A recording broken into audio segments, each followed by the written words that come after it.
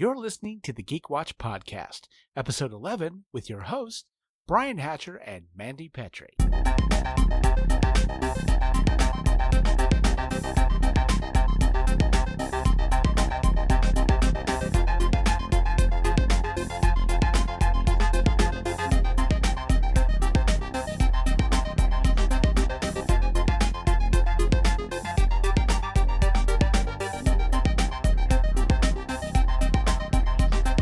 Greetings, Geek Watchers, and welcome to episode 11 of the Geek Watch Podcast. My name is Brian Hatcher, and with me, as always, Geek Watch's own resident geek goddess, Mandy Petrie. Good evening, Brian. Good evening, Mandy. So, to start out with, a little something happened last week that I wanted to talk to you about. Something interesting, let's say, in the Marvel Cinematic Universe. Yes. Because I was watching Collider's Movie Talk, and John Schnepp, who's on the show, mentioned something that I thought was interesting. He was talking about Sony Pictures and their Venom movie. We have Tom Hardy, who's going to be playing Venom. There'd been a lot of talk. Sony was going to be doing their own series of Spider-Man-like movies. Spider-Man wasn't going to be in them, but they were going to take characters that they owned out of the Spider-Man universe, Venom being one of them, but that Spider-Man wasn't really going to be a part of them. About 8 months ago, they had talked to Tom Holland, who plays Peter Parker, and he said, well, that stuff's not really in my control. And Spider-Man was sort of this shared thing, but Sony really wasn't, their movies they were going to do wasn't going to have anything to do with Tom Holland, Spider-Man, the Marvel Cinematic Universe. And there was that moment where during the press junket for Spider-Man Homecoming, when you had Kevin Feige and you had Amy Pascal, who's the producer at Sony, and of course the question was asked, are these two things going to combine? Yep. And Amy Pascal was like, well, anything could happen. And Kevin Feige looks over and says, doesn't really say anything, but he gives that, what you talk about, Willis look to her, which made a bunch of wonderful memes. No, this is ours. That's not how this is going to work. So anyway, getting back to Collider and John Schnepp, he said during the Collider movie talk last week, some little birds had talked to him. He didn't name any names, but he said that Tom Holland was on the set of Venom and that he was filming. So I went, Because here's the thing. If anybody else would have said that, I would have declared shenanigans. I wouldn't have believed them. No. That's not going to happen. But this is John Schnepp. John Schnepp's a different cat. He doesn't report stuff if he's not 100% sure about it. And him saying it gives some verisimilitude to the rumor. Now, of course, nobody's saying anything. Right. After the report, nobody has said yay or nay to anything. There's been no kind of press releases. Sony's not saying anything. Marvel Studios isn't saying anything. And really, John Schnepp, he wasn't on set. Like I said, he had heard a couple of little birdies had talked and said, yes, he's going to be involved in the movie. He made some speculations. He thought, maybe it's just going to be Peter Parker. Maybe a cameo. Yeah, he said it was supposed to be more than a cameo. He wasn't going to just show up. He was going to be a part of the story. Okay. And he also speculated that Venom might have a cameo in the Infinity War. The Avengers Infinity War, that if you saw the trailer, you know that Spider-Man and Iron Man are fighting Thanos on this planet, and that perhaps Spider-Man winds up coming back to Earth, but he has a passenger with him, that he picks up the symbiote, the suit in this planet, which, again, complete speculation, but Schnepp thought this might be a possibility, that might be the setup. Well, that helps out, with the Spidey geeks out there. It's very, very canon. They'd be happy with that. And it's kind of hoping that Sony and Marvel are happy to play with each other. No one's like, I'm going to take my toys and go home, because they know that they can help each other out here. Yeah. Well, here's the thing about that is, I always thought it was kind of a weird idea that they were going to come out with a bunch of movies that deal with Spider-Man, the characters from Spider-Man, that Spider-Man wasn't really going to have anything to do with. I thought, just kind of odd. But at the same time, I can see why Sony might say, hey, we don't want to have to go through Kevin Feige for everything. But at the same time, Spider-Man Homecoming made an awful lot of money. And the combination of that and saying what can happen to a superhero movie when it's not planned out correctly, when there can be problems where Warner Brothers and DC and the problems that they've had, that Sony may have looked at the box office of Spider-Man, they may have looked at the box office of Justice League and thought, probably going to be better for us if we can to work with Marvel Studios and Kevin Feige on as many of our projects as we can. That just seems reasonable to me. Who knows? Maybe that look that Kevin Feige shot to Amy Pascal was, don't give the game away. Let them think about it for a little bit. And so Surprise. exactly. You don't have to show everybody everything right off the bat. Let them think about it for a while. Let them wonder about it. But certainly Sony's not saying anything right now. Marvel Studios isn't saying anything right now. They're neither confirming nor denying, nor posting anything saying we can neither confirm nor deny. They're saying nothing. No hints, nothing. No hints at all. So if it hadn't been John Schnepp, I would have completely just dismissed the whole thing. But now I've got to wonder. Right now, Marvel Studios is doing so well. Yeah. Why would you not bring them in at this point? So, especially with the you guys know what you're doing. So yeah, they do. They certainly, at least at this point. Not saying that 2 years down the road they don't jump the shark and it's over, but because anything is possible. I certainly pray for another 20 years worth of great Marvel movies, but we'll see what happens. So right now, you can't really confirm or deny anything. Fun to think about. It's definitely Fun to speculate. Films that they've got coming out. The Black Cat, Silver Sable team up. Maybe that's kind of migrate in. But again, this is another interesting mix coming along now. Marvel Studios and Disney, them bringing Fox into the fold. I mean, that's going to open up a lot of very interesting storytelling. And of course, on the other end of it, Warner Brothers is scrambling like crazy. They're canceling movies left and right. And it's so disappointing. Yeah. The thing about it is, I'm beating a dead horse with this because I've said it more than once, but they had this really good film in Wonder Woman, and it was obvious that they don't understand why it was a good film. They haven't really figured that out. Of course, they announced the Oscars, and I know what is Oscar bait and what isn't. It was kind of disappointing that Wonder Woman got completely snubbed on everything. It was a great film. I really enjoyed it, and I think there's at least a few technical awards that it could have certainly gotten a nod. But is there an Oscar? Because, I just know the big ones, actor, director, best picture of the year. Is there one for fight choreography? Because if there's not, man, there should be. Yeah, I would think. Because all the way back, at least the 70s. Oh, yeah. I think the Kung Fu movies, fight choreography would be a weaponry. It would be something really interesting. It would be that would be an interesting category to include in the Oscars.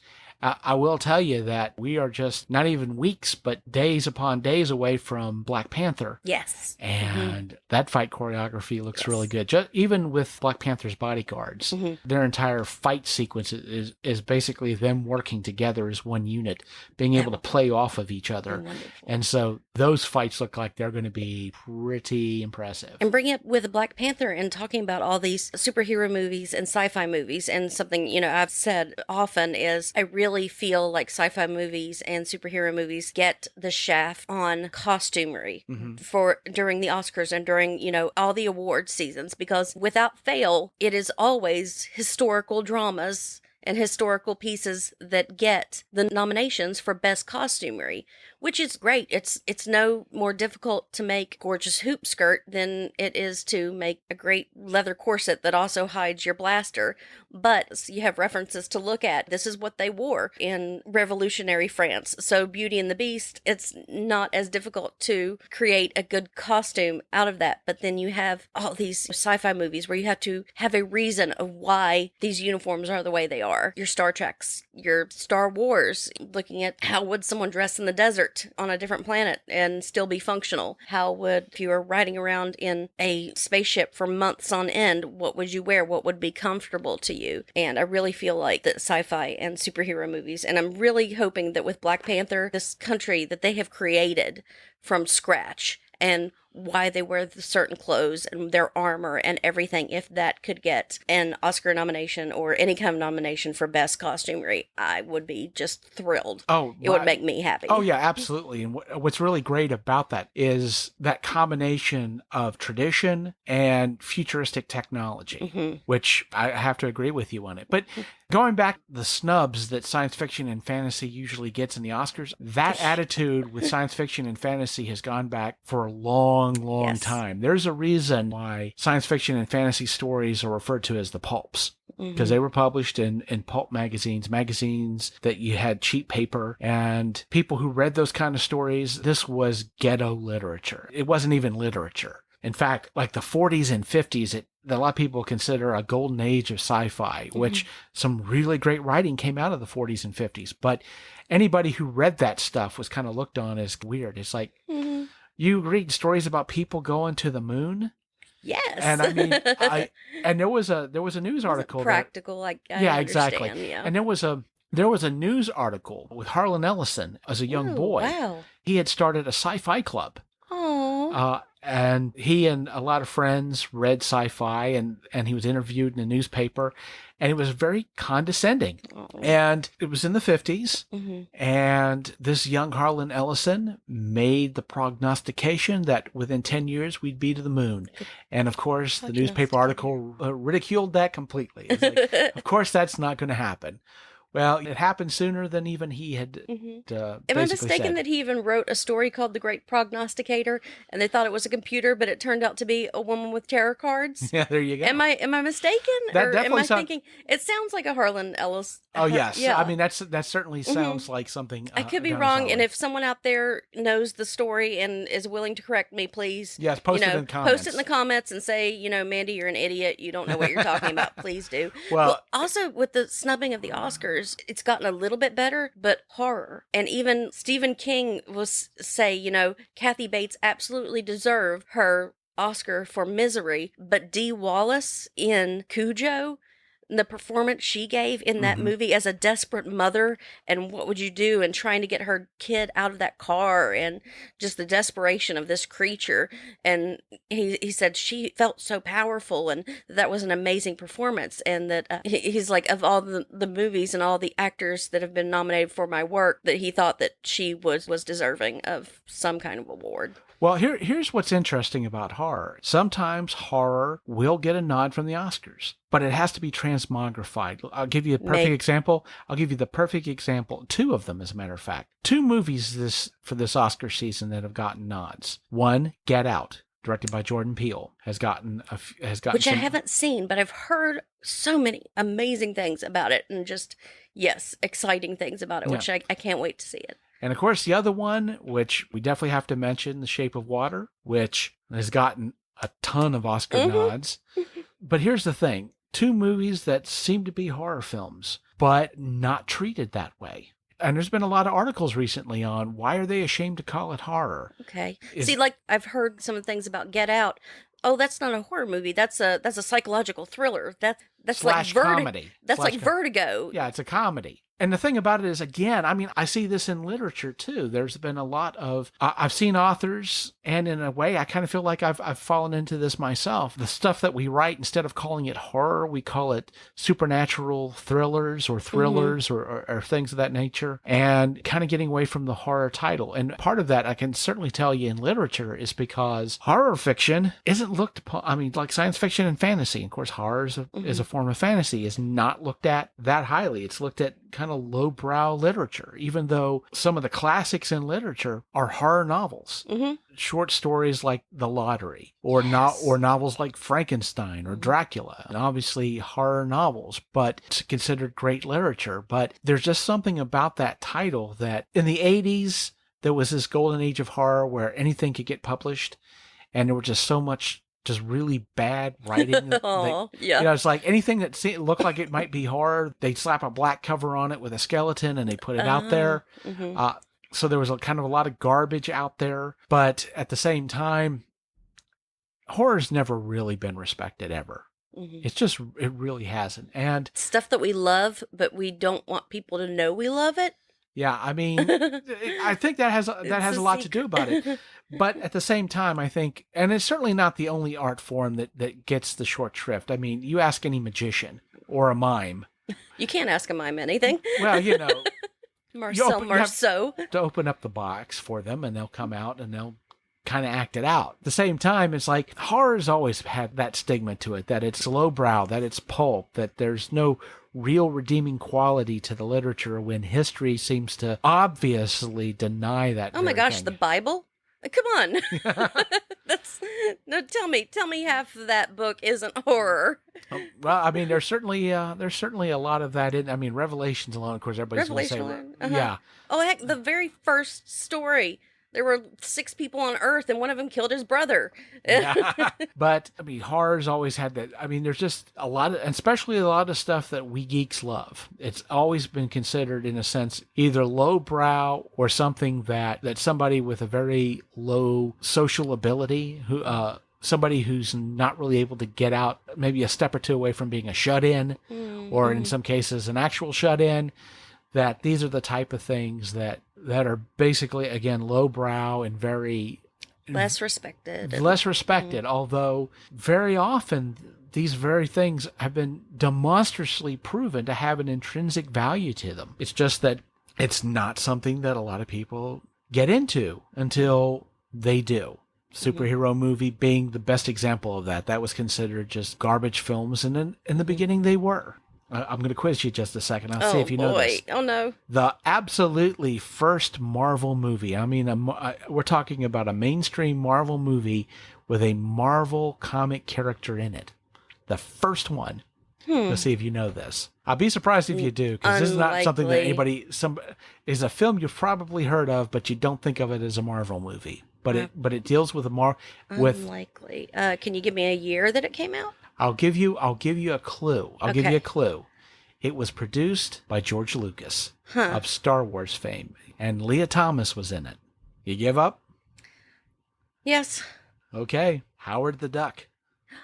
Are you serious? That was the very first one. That was the very first Marvel movie, was Howard the Duck. They didn't do a Spider-Man movie before that? Or what about that awful Fantastic Four movie? After that. Really? Yeah. Oh my gosh. Howard the Duck was how Yeah, so yeah, you can't judge. But Howard the Duck, first Marvel. Now, being a kid when Howard the Duck came out, and it was a duck puppet, and it was cool, and it was a girl with crimped hair, and she was a rock star. I loved Howard the Duck. You know, it just I don't know a kid who probably my age who saw it that didn't love Howard the Duck. It was great. Oh yeah, I mean I watched that movie on HBO so many times. Although again, it was so goofy, but it was so much fun, and we had naked duck boobs in it. Oh my gosh. Okay, why are we doing this? I don't know. And low grade, very obvious bestiality involved. Not even hinted at. Not even hinted at. It's like, yep, there you go. We're going there. We're definitely gonna do this. This is oh boy. Yeah. They also had that very, very 80s trope of so many science fiction movies of traveling to Earth because of a low budget. Yeah. We were discussing that about He-Man and Beastmaster 2, and oh my gosh, so many. There's this other world, and they get pulled into our world so that we could film things here, and we can put them in. We can put these crazy characters in this mundane situation, and that happened a lot. Oh yeah, well it's so much. Well, and the thing is, I've seen a lot of low budget films that also did that trope where you'd have this fantasy setup that would last for about as long as their budget lasted until they basically maxed out their credit card. Then everybody goes to Earth. Yep, everyone gets pulled through a portal. Everyone gets flung across the world. Yes, it's. As a matter of fact, I don't know if you watch Red Letter Media and Best of the Worst. I have seen it, yes. Yeah, their last one that they did, one of the movies they watched was called Princess Warrior. And, of course. Xena? I don't know. No, it's a very, obviously very low budget, which of course is why it was on Best of the Worst. Hugely low budget film that involved two sisters fighting over the throne of this planet, and they have to travel to Earth. Of course. Because they ran out of budget.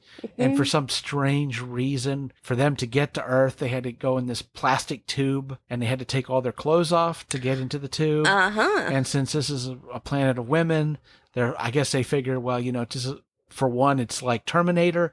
And of course, Terminator, you can't go to modern Earth without losing all your clothes.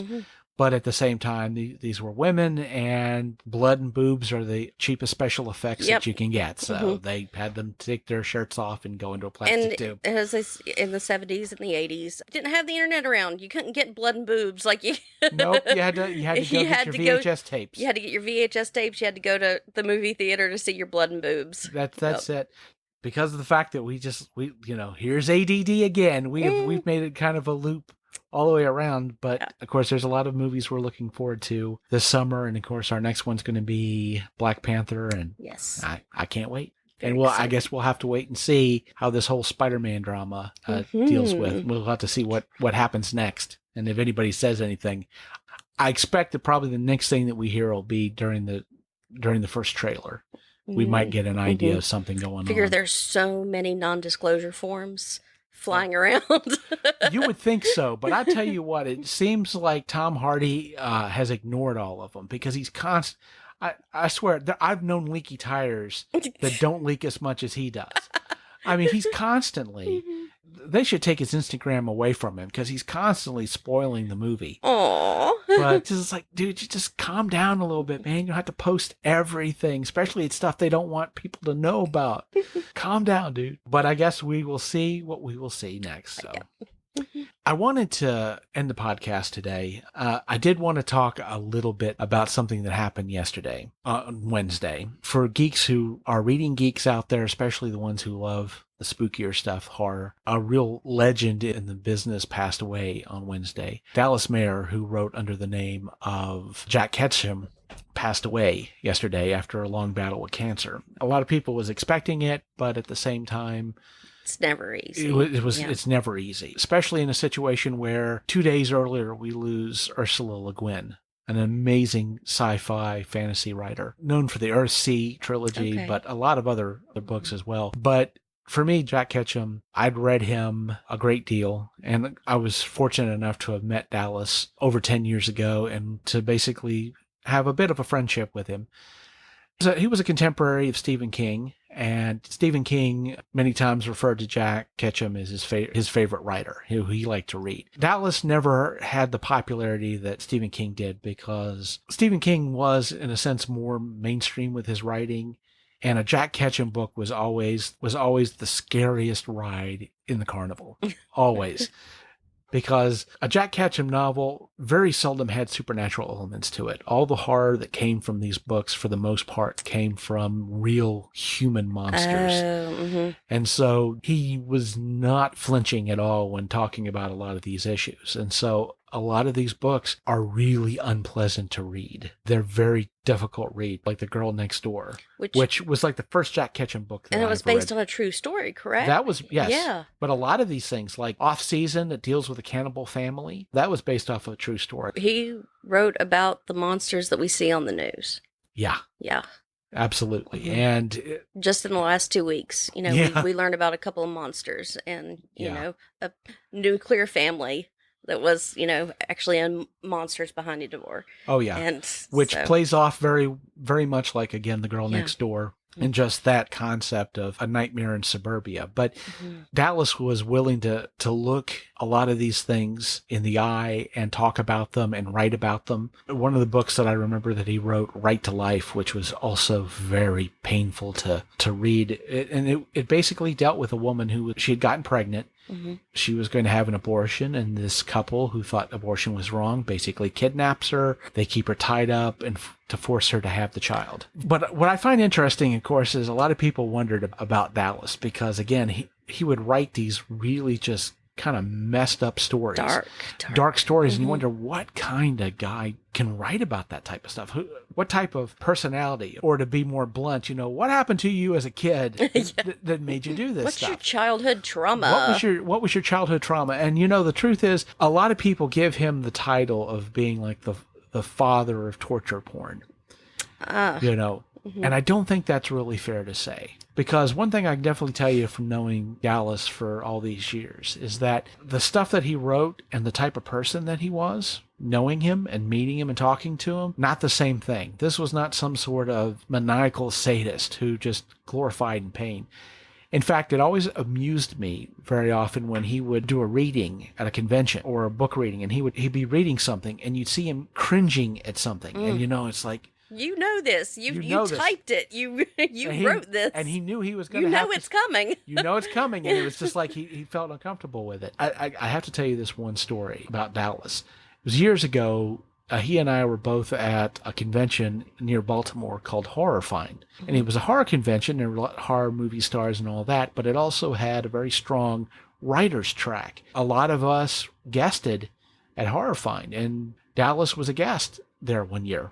We were talking about The Girl Next Door, and the movie based off of the book was basically in production at the time. It hadn't come out yet.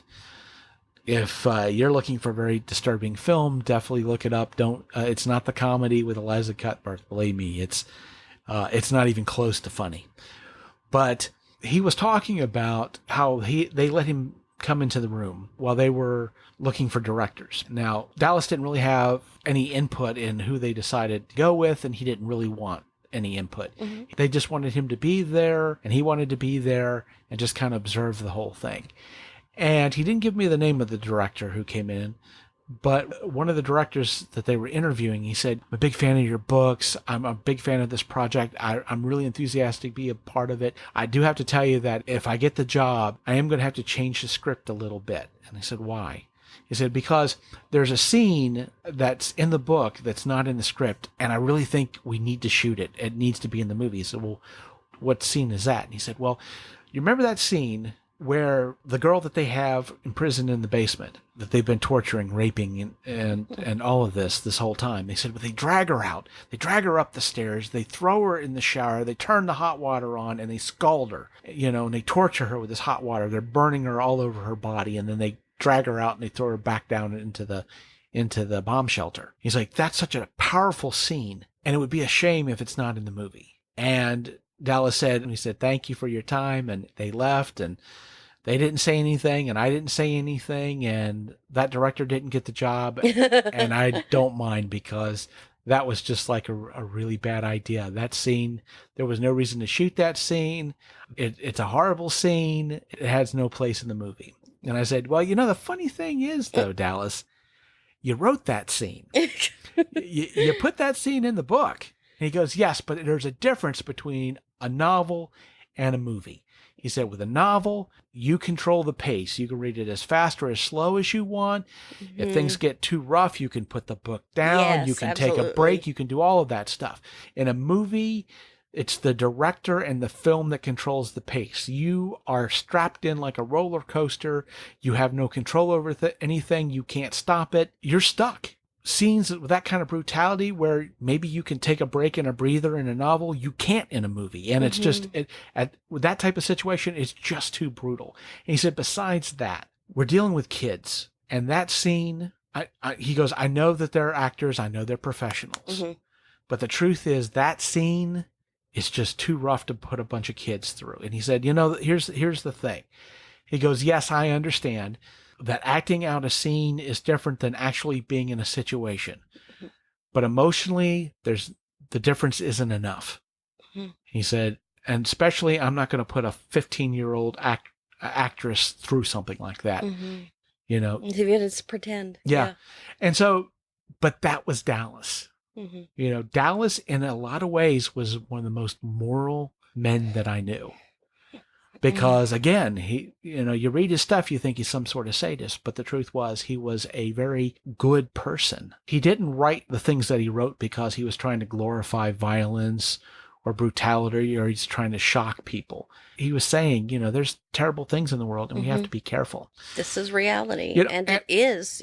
And the irony of this, and I have the paperback of The Girl Next Door. And there's some short stories included at the end of it, and one of them deals with a man who comes back. He was killed, and he comes back as a ghost, and it deals with him, his ex-wife, his attempt to kind of torture her because she can hear him, and so she can't see him, but she can hear him. He's yelling at her all the time because how angry he is with her. But it deals with him, her, and their pet cat. And I don't want to say anything more about it than that. The story, it's not a horror tale. It's a tale of terrifying beauty. And I literally cried at the end of it because of how touched I was by the story. Dallas has always been a cat fanatic. He loves cats. He absolutely loved cats. And so him writing a cat story wasn't a surprise, but a story that involved a cat.